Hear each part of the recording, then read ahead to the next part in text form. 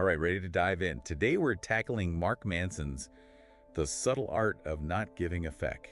Got some excerpts ready to go. Ooh, good choice. Yeah, I figured we could really dissect his philosophy.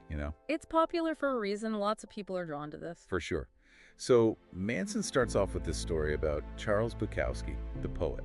Kind of a colorful character. That's one way to put it. Right. Not exactly your typical self-help guru. Definitely not. Hard drinking, gambling, the whole bit. But here's the kicker. Decades of, well, what most would consider failure, and then bam, literary success. Becomes this renowned poet and novelist. And on his tombstone, don't try. Manson uses that to really flip the script on how we view success.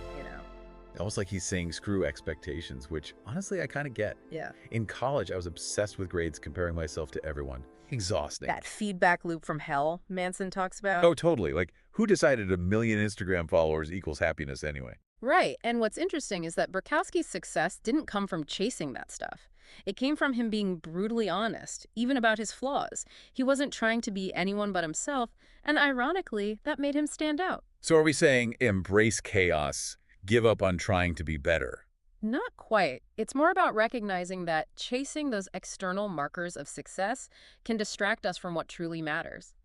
What if, instead of trying to fit some mold, we focused on solving problems that really resonate with us? Okay, I like that. Tie that into Manson's philosophy for me. He argues happiness comes from solving problems, not avoiding them.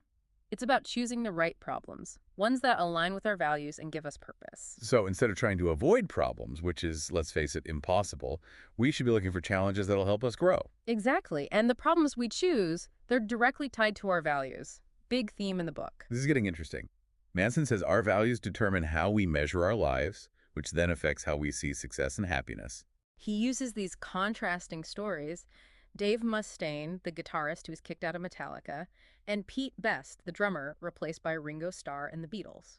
Both kind of rejected by hugely successful bands. But Mustaine, even with his own successful band, Megadeth, he was fixated on Metallica's fame. Used it as his measuring stick, so he felt like a failure because he wasn't them. While Best, though not as globally famous, found fulfillment through family and music. Almost like they were playing different games with different scoreboards. You can achieve outward success, but if it's not aligned with your values, it won't feel like success. Makes you think, what are you using to measure your own success and happiness?